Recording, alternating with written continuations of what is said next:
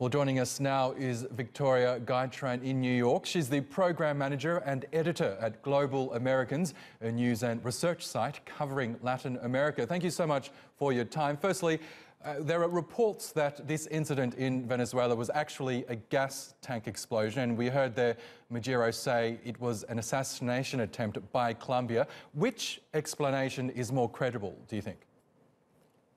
Right. Thank you for having me. So we have actually three versions going around about the attempted attack on President Nicolás Maduro yesterday, Saturday.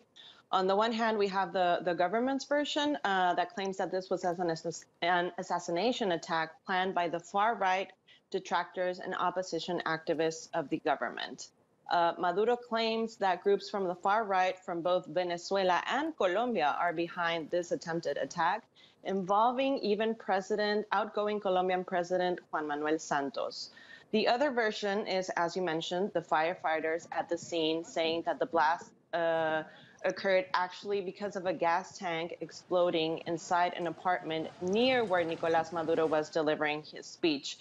But the explanation behind the gas tank explosion hasn't been clarified.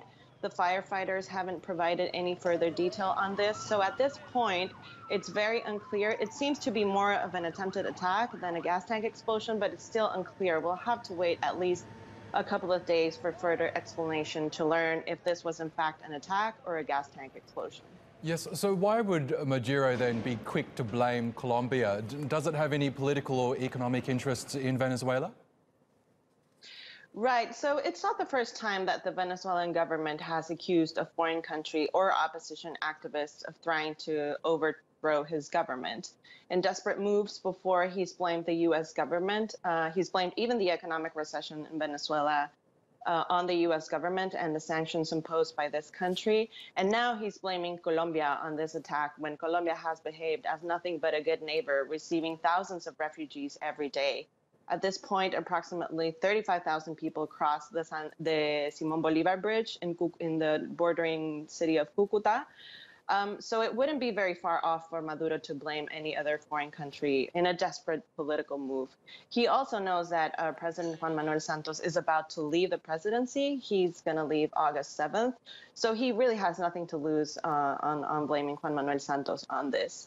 But there is no evidence that this attack is being planned by Colombia or the Santos administration. Even the administration spokeswoman was quick to say that President Juan Manuel Santos was not behind this, his administration denying all sorts of allegations. Earlier this year, the then US Secretary of State Rex Tillerson publicly suggested that Venezuela may face a military coup, and last year his boss Donald Trump reportedly flagged the possibility of US military action in Venezuela. Nicolás Maduro does have good reason to be worried, doesn't he? Well, of course he has good reason. I mean, his country is going through a hyperinflation. It's calculated at 1 million% by the IMF by the end of the year.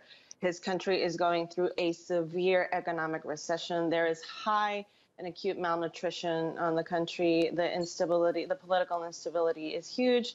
The opposition is also very fractured. So, of course, there's reasons to believe that there would be an attempted attack. Although it's not new, he has blamed foreign countries before, and a military route in this moment is not being explored by anyone at this moment. Even John Bolton, President Donald Trump's U.S. National Security Advisor, before any claim by Maduro or his government, he has also denied U.S. government involvement in this particular attack. Okay, Victoria Gaytran, thank you so much for your insights there from New York.